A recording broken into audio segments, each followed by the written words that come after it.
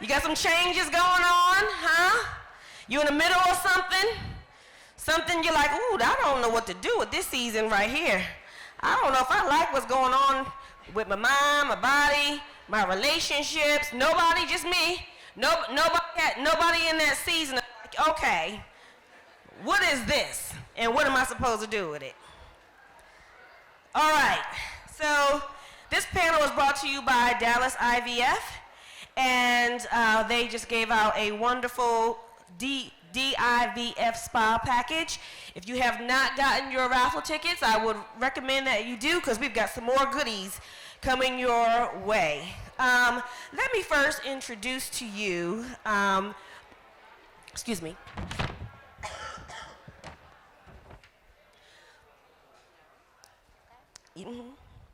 Anita Hawkins, who is so beautiful inside and out, and she really has redefined one reason to smile. Anita is an entrepreneur, a mother, a friend, a philanthropist on many, many levels. And, you know, when we look at people who are often pictured beautifully, people see your life through a filter, and the beautiful part of it is you have been very bold about sharing both the fashion side and the hard side. And so I want to get a glimpse into how you've been able to find one reason to smile. But next I want to introduce you to my girl, Cheryl, Roseborough. Did I say it right? I'm always like, okay, are you Jewish, girl? Like, what is that? I'm claiming Jewish. I will claim my heritage and all of that. And Cheryl is like everybody's girlfriend, but Cheryl is also a minister, and she's becoming a therapist, and she's a mom, and she has her own several businesses and nonprofit. And Cheryl has a story to tell about how do you push through during some very difficult times. I mean, when we think about the fall season, you know, that looks different for everybody. And so I'm really always important, you know, the theme of this event is fall, right? Fix, align, love, and leverage. And so I want to have that conversation with you. And Dr.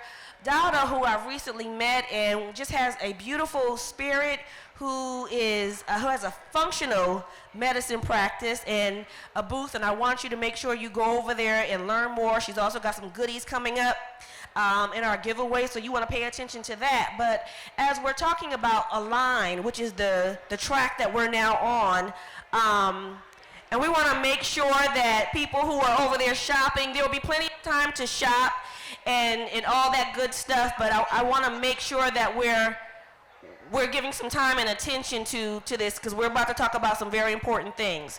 So we're going to need folks to quiet down over there. If anybody can hear me, please relay the message.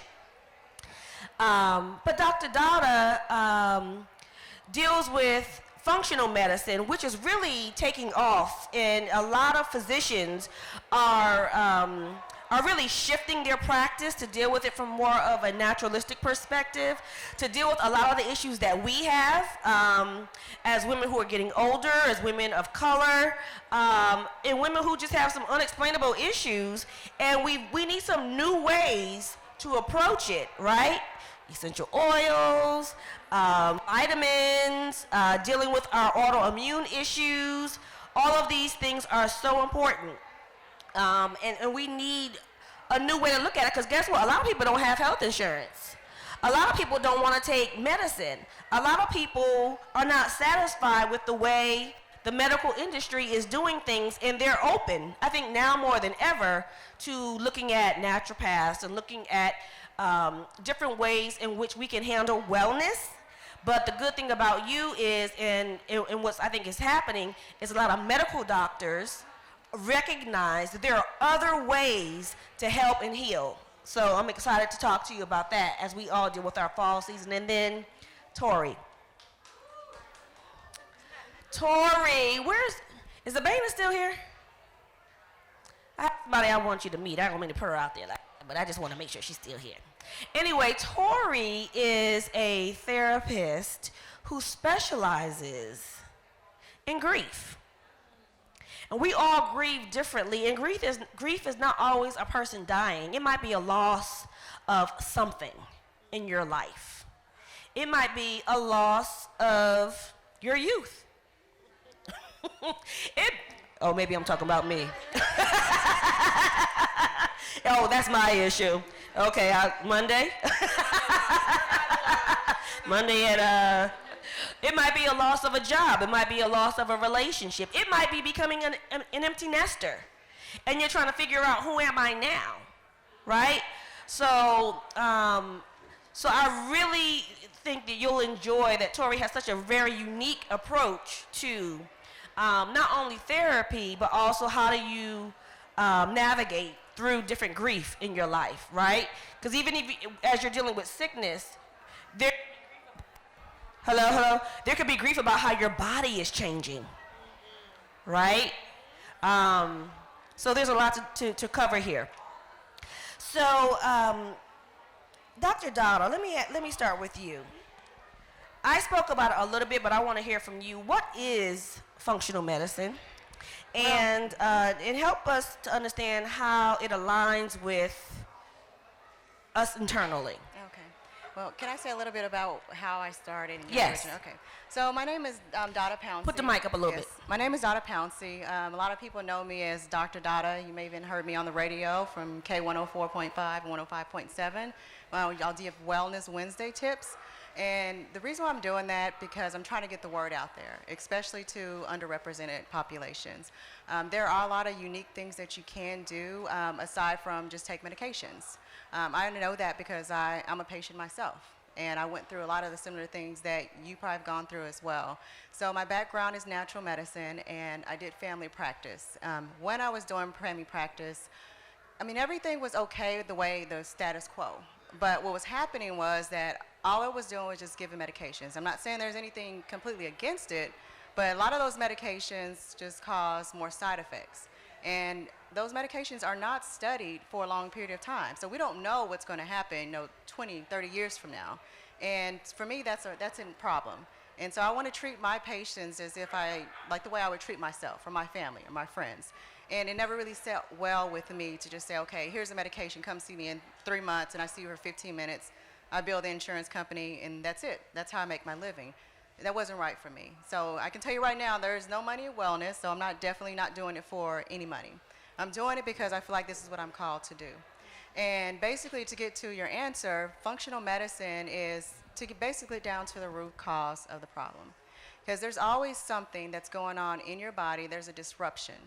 And you have to figure out what that disruption is. I treat a lot of people with diabetes, thyroid disorders. If you look at thyroid, there's like probably 10 different thyroid issues, but you have to figure out in that pathophysiology where your disruption is. There's toxins and all type of heavy metals that we're exposed to that no one's going to tell you about. They're never going to check you for that. And so for me, my story is that I went through the same thing at a very, very young age. I remember feeling pain pretty much every day of my life. Even when I was a young child, I was fatigued. And so my mother, doing what she typically does, take me to a regular doctor. And at that time, they just kept giving me medication after medication. I didn't know, I'm just doing what they told me to do. But whatever those medications did to me, I don't know. But then it got to a point to where I'm a teenager, and they're telling me, oh, it's just psychosomatic. I didn't have any trauma or anything in my life. I mean, my mom and dad and everything was together. Everything was great, but I still felt pain. I didn't understand what was going on with me.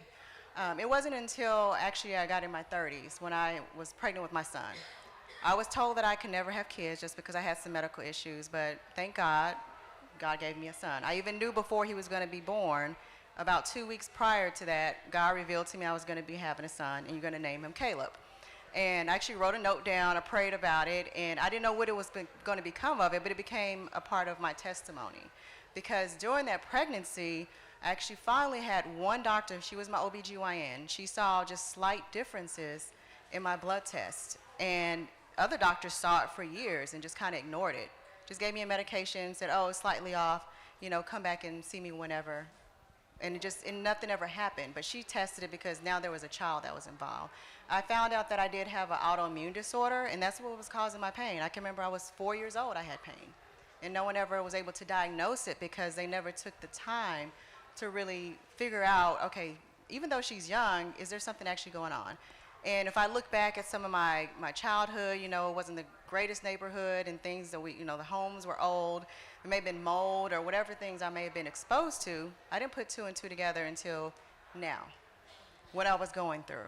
And I think God, even when I was younger, he was developing this testimony so I can be able to help other people now. And so that's why I got into functional medicine, because when I was pregnant, my son, I had to see a doctor every week because he had a high risk of having heart problems, needing a pacemaker when he was at 26 weeks old in pregnancy. And so every week I had to go into the doctor, and no one knew what to do with it. They just knew we'd have to watch it, and if he did end up with the heart problem, I would just have to abort. And that was I said, okay, this is my only chance. This is what God has given me, and I didn't think I can have kids. I was thankful. And I said, well, I'm going to pray all the way through this. I went every week, did what they told me to do, and my son made it. 38 and a half weeks, no problems. He was fine, and thank God, But during that time, I didn't realize this is leading me up to be here, even speaking to you guys today. Because even after my son was born, he ended up having some issues to where he would vomit. He vomited every day of his life for 2 years. And his dad, he's in the military. He was deployed overseas. And I'm a single mom. At 2 weeks, he left, and he was gone for a year. And you guys don't know if you have kids, but just being a mom in general, having help, and having a child that vomits every single time you feed them for 2 years straight, that was very stressful. My body went through a lot of trauma, and that's one thing I am going to talk to you about today. And the things that you go through are essentially affecting you now. And I had to go through that to be able to understand on how my patients are dealing with those issues too. But my son, finally, he was diagnosed with his medical issue, and that's what led me to functional medicine. What I had to go through and what my son went through.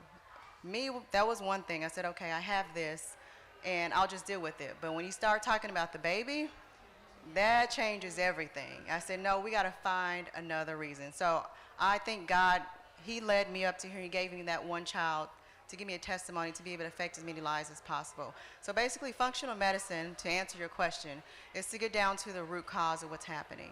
And what I try to do is find whatever sensible solution when it comes to the natural form to fix that problem. And then we let God do the rest. So that's what functional medicine is. Okay? Cheryl, thank you, Dr. Dada. As we think about the fall season, and you talked about having a pregnancy that was traumatic. You had a different kind of traumatic pregnancy. And it's one thing to have trauma happen. It's another thing to live through and then after the trauma. And it shapes you. It changes you. It literally changed your medical practice and approach. Talk to us about your pregnancy and how it changed you. Well, each one of my pregnancies were really bad. So my first two children, with all three of my children, I was hooked up to an IV for quite a bit of the time. And by the time I had my third child, I had an IV that I had to change my own IV every 3 days. So I had to poke myself, do all of, like when you go to the doctor. And so my third child, interesting enough, I'd met a man at church. And my children's father and I had split up. My two oldest, I'd split up, and I met a man in church, and turned out to be a narcissist, and so my third child comes from a date rape. And so, but at the time that I was pregnant, I was, I almost aborted her twice, and I think at the time, so I'm a PK, so I grew up in church, so for me, I struggled with the fact of should I do this, should I not, because this is coming from a situation that I'm not pleased about, but at the time, I think the day that I was actually going to officially abort her, my dad called me. And my dad said, and he had found out that I was pregnant, and he was like, so I don't think it's something you should do. We will help you all. We will help you through this, to get you through this third pregnancy. And she actually was born on the day she was due, but it was the worst pregnancy ever. I mean, sick from the first day that I looked in the mirror and knew I was pregnant until I actually gave birth to her. Every single day I was ill. But this third child actually has been the biggest blessing to our family as well. She's the one that brought everybody together. She's the one where there's dysfunction, well, there's still dysfunction, but there's disharmony in the family. She's the one that brought us all together. She's the one that helped us see, God helped me see through that pregnancy His love. Now, a lot of people might not be able to say that, but I had to look every day at this child knowing where she came from and have to love her despite the circumstance and the situation. It was tough. I'm not going to lie. It was tough raising her at about 5 years of age. Her personality came out like boom, and she became very boy crazy by the time she was 5, and still boy crazy to this day at 21. And so God has used her consistently to remind me who He is in my life. Because a lot of people are like, how in the world did you do it? Only by God's grace. I promise you, it's only His grace was I was able to raise her, she's an absolutely beautiful girl. But again, my toughest challenge in life to raise from day 1 and even up to 21. She's been a challenge to raise, but God reminds me consistently, just keep loving her, just keep encouraging her, because when she found out the fact how she came into the world, that's traumatic for her too. And she got pregnant at 16 or 17. And in ministry, somebody said to me, what was the toughest thing about ministry for you?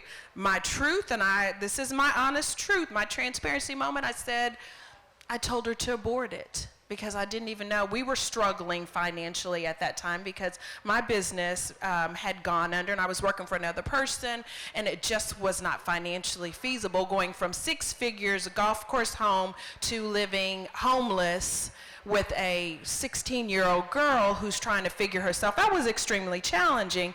And so I told her, I said, you need to abort it. And she looked at me, she said, but you didn't abort me. So why am I going to abort her? And I was like, okay, well, that was my God, took my holy hush moment, put that in my pocket and said, you can do this. And so now that grandchild has actually done a whole nother level of healing in our family. So God has used it consistently for healing in our family. I love that through generational trauma, there still can be resolution in terms of generational healing. And so what was meant to hurt and kill you can actually come back and be a part of your testimony and healing. It's a matter of what we do with it. We've all got something. What are you going to do with your something? Anita, this is not a foreign concept to you. So talk to me about being a young mom and overcoming in the middle of hell. Well, I had my first pregnancy at the age of 13. My father and my mother had no idea that I was being molested at home from the time I was 5 years old until the time I was in the 5th grade.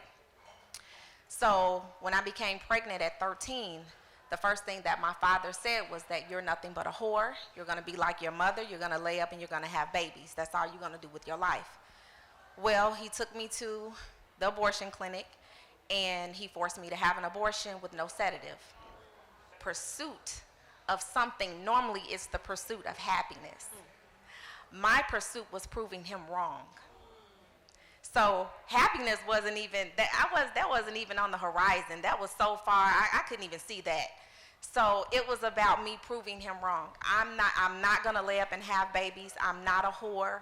I am not going to become a statistic, because that's what he said. You're gonna drop out of school. You're not gonna do anything with your life. Well, needless to say, I had extra credits because my freshman year and my 8th grade year, I'd taken like dual credits. I took college classes my 8th grade year. So when I got into high school, I had enough credits because I took all core classes. I took no electives. So once I had my son, I was able to work. I was the only student in my school that worked a full-time job. I only had 2 hours of class. And that was what the Tree of Life, they took me to school and they went through my records and they did everything step by step to work with me. And I lived in my mother's friend's basement. And I said, look, I don't need anything. You don't have to give me anything. I just need a place to lay my head, because you live on 21st. My babysitter is on 23rd and my school is on 25th. Everything is in walking distance. So I'm on my hands and knees, will you please allow me to stay here until I graduate? And she did just that. I found a daycare worker. She actually just passed away at 104 years old. So my son right now today is 27. So she was old then when she was when she was babysitting my son, Miss Roscoe. When I first went to her door, and this was a family friend that snuck, literally to give me the information because she didn't want my dad to know. She said, Anita, you go, it's a red door, just go to the steps. She didn't give me an address or anything. She said, you walk down, you're not gonna miss the door. And I went and I knocked on the door and I said, I just need to go to school. I don't have any money, I don't have any diapers, I barely have, I had my son wrapped in a blanket, a bed blanket. I said, I don't have anything. She took my son from my arms and she said, baby, go to school. So when you talk about an angel, a ram in the bush, you can go down the list of things that God will put in position for you, as long as you're acting and walking in your purpose and what God has called you to do. And I'm like, I know what my grandmother set in me, and that was to never give up, to know that God has you, regardless to what. Sometimes you sway, we drift, we take detours, it's bumps, and sometimes we don't do the things that we're supposed to do. But nobody at any point in my life asked me how or why I was sexually active. I was labeled right away. But my father had no idea that my brothers were sexually molesting and raping me on a day-to-day basis. And my father was cheating on my mother, and his girlfriend's nephew raped me. So there were just tons of things that were going on in my life that no one knew and no one cared to ask. But even through that, you learn to forgive and you move forward. I said, even from all of those people that have hurt me in the past, I love you with the love of God. And you keep moving, because I can't be blessed if I don't forgive you, if I don't forgive myself, if I don't release myself out of the shackles and shame and release myself from my own bondage. I'm here to stand today that I proved everybody wrong. And there's still so much more to your story. But Tori, when we hear that kind of trauma, you know, we've heard a lot of faith today. We've heard a lot of God today, right? But in practical terms, how do you get released and get tools to do differently? Because we can have a spiritual experience, but you can't fix what you don't face. And then what do you do with all of this? What do you do? Well, there's a couple of things that has been resonating with me the whole time that I've been over here. We've had an opportunity to sit and say hello in the back, but we didn't really get an opportunity to hear stories. And maybe I'll come back to this, but I hear, if you just give me just a second, that the Lord is saying that you're going to birth something. There is a birthing thing in the room. All of these ladies had their experience come through birthing. And you need to know that even as you're birthing, that whatever it is you're birthing, the seed for you to overcome whatever you're going through has already been planted in the process.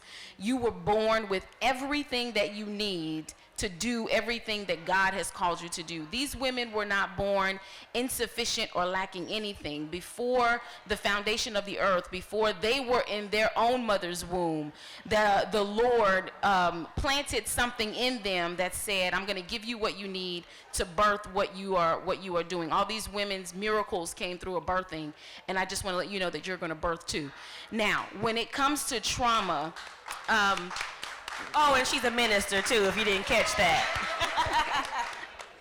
I'm going to get you for that one later. We'll talk about that.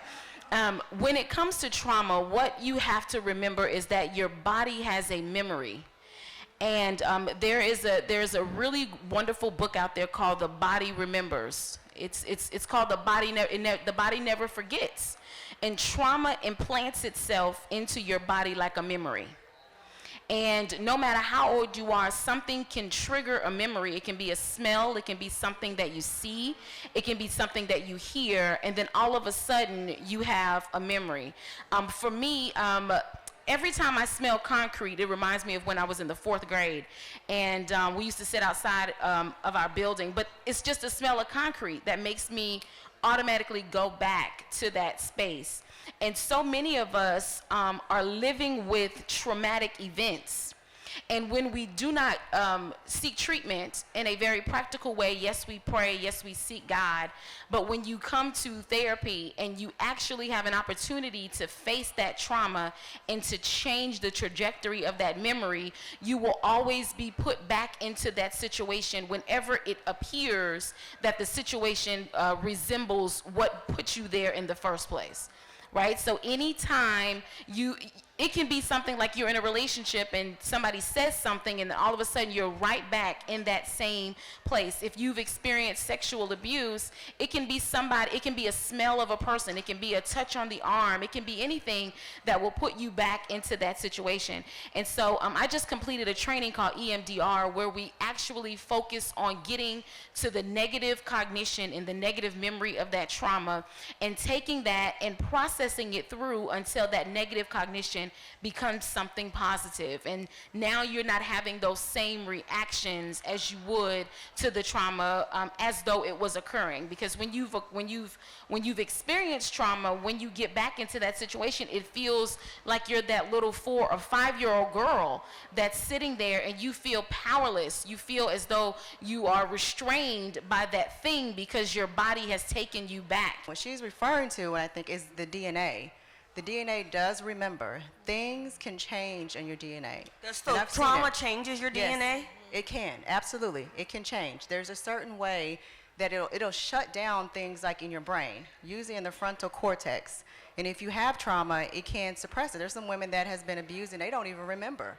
And I've had women that will come to me, and like I said, I go through this story with them, and it's a pattern. They have an autoimmune disorder. If somebody out here has an autoimmune, I don't know who I'm speaking with, I feel like someone's out here has an autoimmune disorder.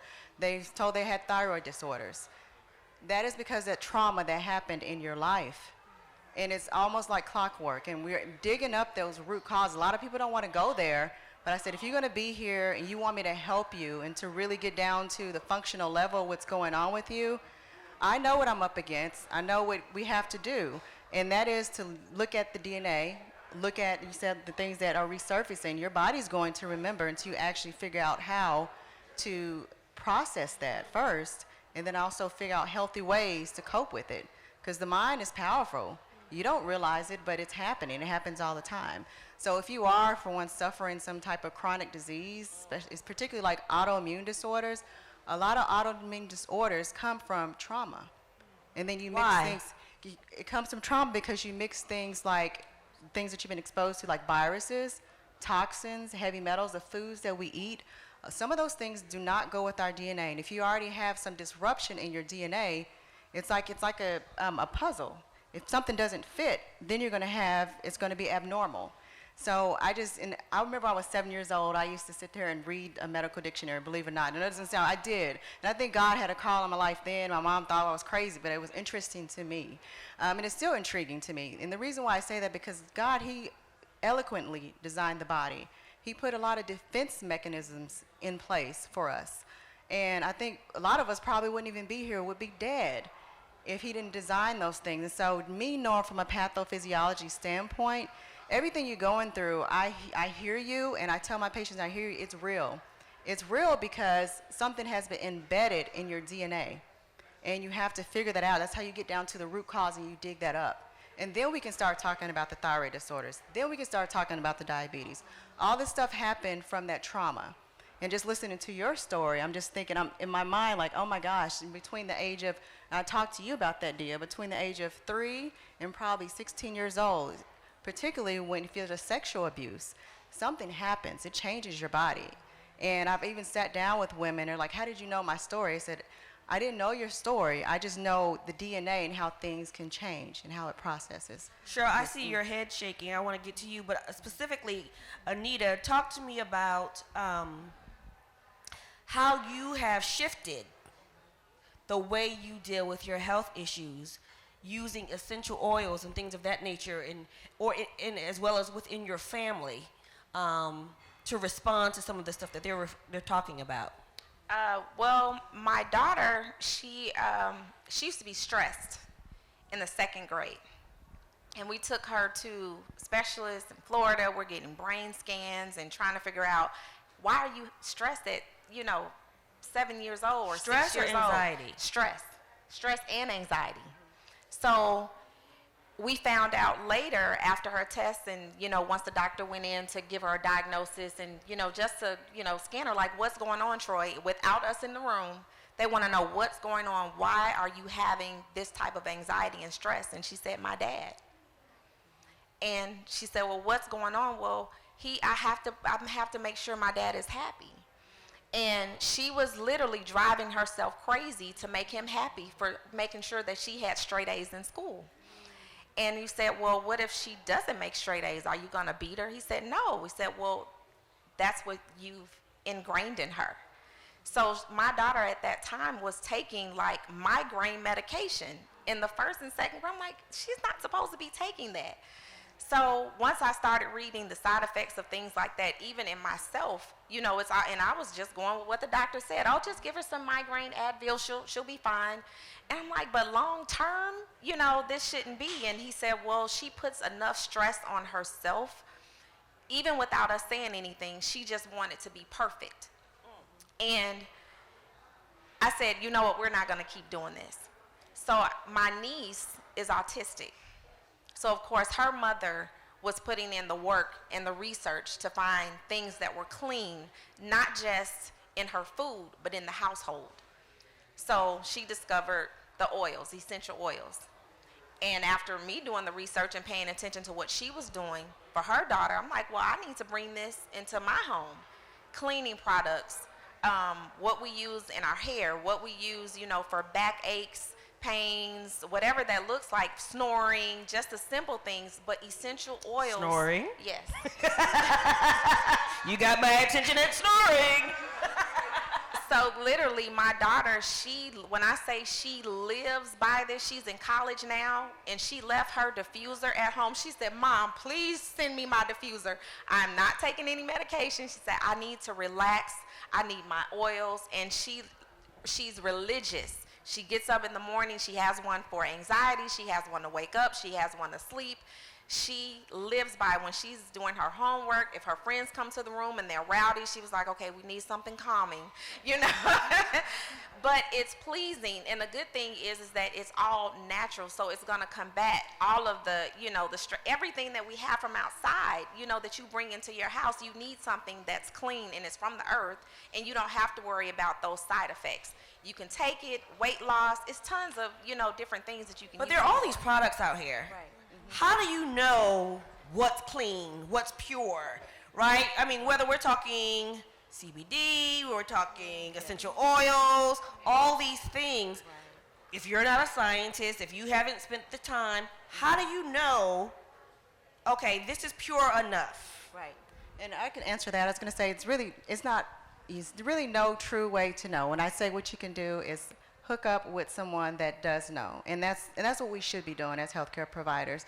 Because I get a lot of that from my patients. They come and say, there's, keto diet, doing this type of diet. And no one knows what to do. They just tell them just sit in the bubble and drink water all day. And they're like, well, what kind of water do I drink? And I'm like, I don't know. Stressful. Right, exactly. Like, It's stressful. Which water? And so that's the thing. There's nothing perfect out there. That's what I can say. And that's why I get down to individualized care, because what works for me may not work for you.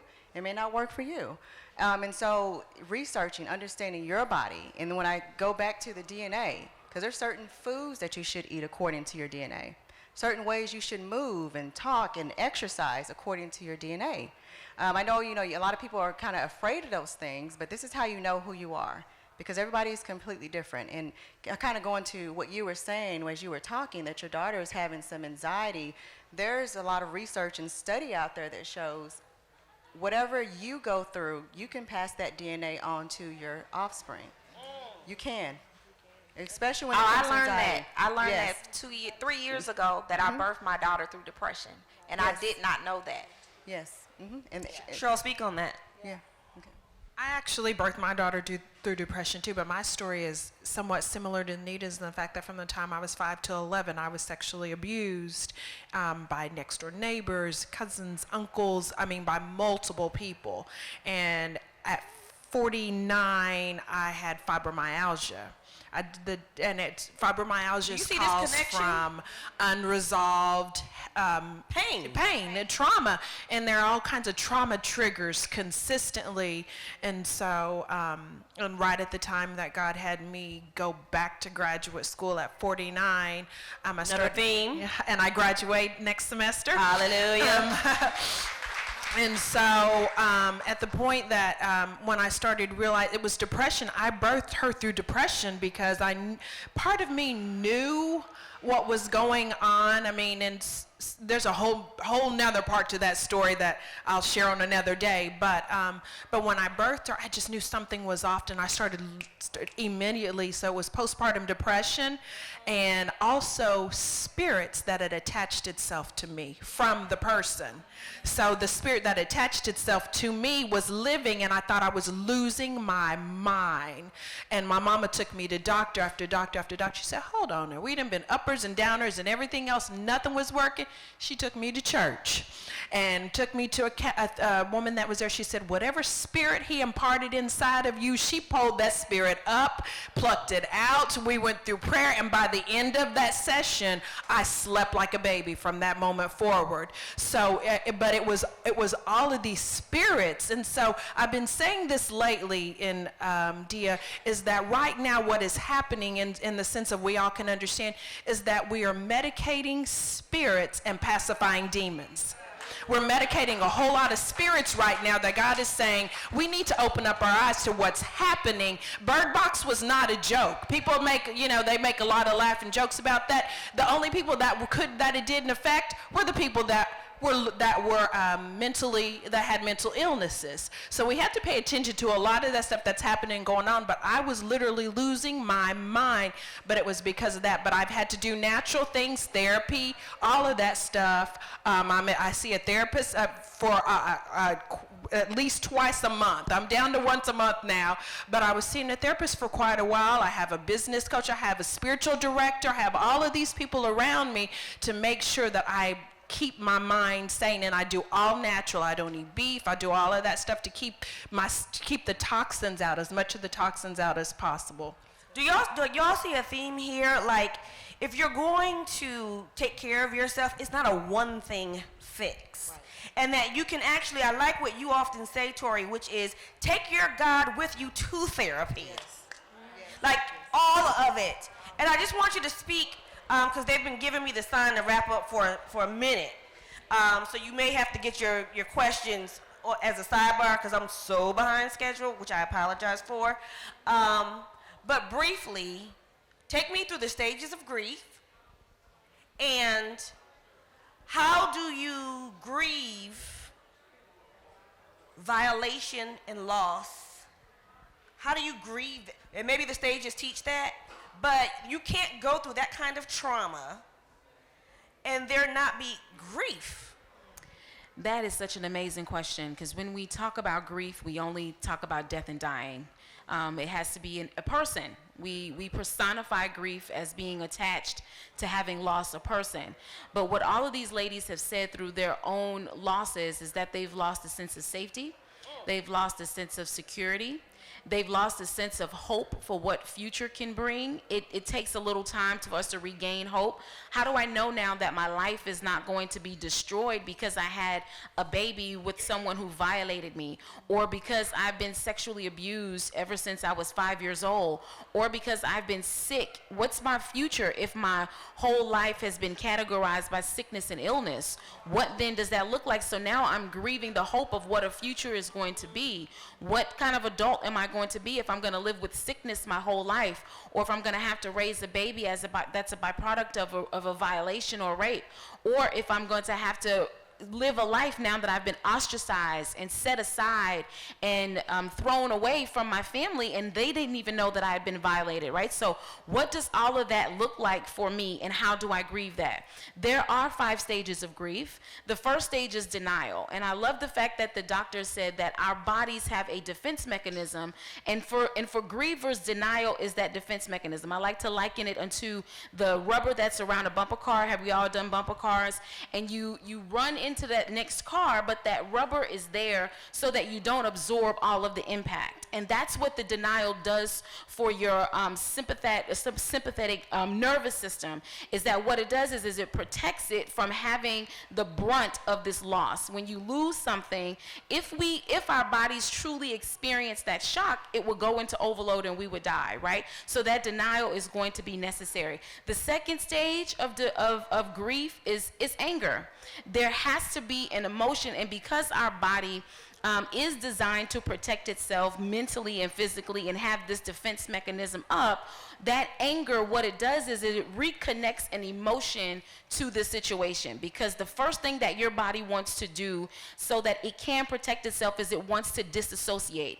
It wants to take away all of the emotion from the situation so you can protect yourself. You don't want to have breakdowns. You don't want to have a mental breakdown. You don't want to fall apart. And so what you do is you dissociate. So it's almost like, have you seen in the movies where you see something happening, or you've had a dream and you see yourself above the dream, like you see it happening, but you're not in there, but you know it's you, and you're kind of looking above? That's your body dissociating itself, or pulling its emotional self out of the situation so that the situation cannot perpetually violate it and hurt it, right? So you have denial, you have anger, and then there's this bargaining stage, right? We want to bargain. If I would have done this, then this wouldn't have happened, because our minds and our humanity will not allow us to have it a incomplete sentence. So if I said the lady's hat is blank, everybody's gonna be like, blank is what? Is it big? Is it brown? Is it red? Is it green? Because your intellectual mind will not allow you to have a incomplete sentence. So that bargaining is the process of you trying to complete the sentence. This happened to me because I must have done something because. Then that next stage is depression. There's this overwhelming sadness, and again, there has to be this connection back to the loss. So you're sad, you're angry, you're depressed, you can't eat, can't sleep, too much eating, too much sleeping. All of those things can be characterized as depression, and then you come to that place of acceptance. Not accepting that this thing happened, but accepting now I have to create a new normal for myself as a result of this violation having happened to me, and so I have to go through this period of accepting that now my life is not going to be the same after I have experienced all of these losses. I have to now create a new normal, and now take this thing that has been kind of off to the side, and I have to integrate it into a normalcy that would allow me then to come back to myself and function in the most normal and healthy way as possible. Thank you. Ladies, give your handles because we don't have time for questions. But was this good? Was this helpful to help you understand some things? What are your social media handles so they can follow you? Anita Hawkins, AEH Fashion. AEH Fashion, Anita Hawkins. And she is fashionably fabulous. Always, always. And you can follow me on Self-Esteem Elevated, Self-Esteem Elevated. You can find me at Dr. Dada, so it's Dr.Dawda. Dr. Dada. If you can, I have a table back in the back here. You guys come talk And to me she's then got too. some great giveaways, so Yes. stay tuned for that. And you can follow me at Tori S. Dixon LPC. Maybe Tori Dixon LPC. I'm on Instagram. I'm everywhere. Melanin Therapy, melanin_therapy on Instagram as well. Thank you. Great. Thank you. You sounded familiar, right? So give them a hand for me. I want to bring up Daphne Elliott quickly. Daphne is here with Zillis CBD. So it's very interesting that we've been having this conversation. Come here, Daphne. Very interesting that we've been having this conversation about natural products, and I just want to know, what is CBD and how does it work, please? Okay. When researchers were trying to figure out why THC helped with seizures, what they found is THC and CBD both help with seizures, but a lot of other parts of your body. So it's, migraines, problems with your skin, problems with your gut, depression, sleep, focus, anxiety, pain. It's an anti-inflammatory. So this isn't snake oil, and it's getting people off of their meds. And so if you know anyone with arthritis, or if they have a lot of stress, or they're not sleeping at night, listen, I work with some gynecologists. If you have painful intercourse and you are stressed out because your partner is coming towards you and you're thinking, oh no, so I mean, remedies that I never even would have thought possible. So our company, Zillis, is the #1 selling CBD on the market, mainly because it's 100% water soluble. So if you've tried a CBD and you didn't get the effect you want, that you were looking for, you might get a better result with ours. If you haven't ever tried CBD, I recommend that you give it a shot. And a lot of times it will help with things that you never even thought possible. So maybe you're less anxious, or you're sleeping better, but then you notice that your shoulder pain is going away. Or you can use it on ant bites and bee stings, eczema, psoriasis, acne. My niece calls me and goes, oh my gosh, Aunt Daphne, my acne's gone in a day after just putting a drop on. So if you have a really good quality product that you can trust, then you can use it every day and see what it'll do for you. You better go see Daphne at her booth, okay? Thank you, Daphne.